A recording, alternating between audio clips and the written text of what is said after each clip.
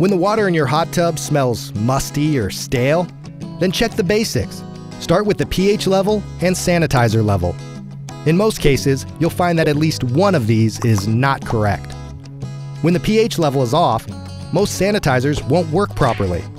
Set it between 7.2 and 7.6, and then correct the sanitizer value. Run the pumps for a bit, and wait a little while. The problem will most likely be solved. At the right pH levels, don't be afraid to use a bit more sanitizer than usual, because there's probably some contamination that needs to be dealt with.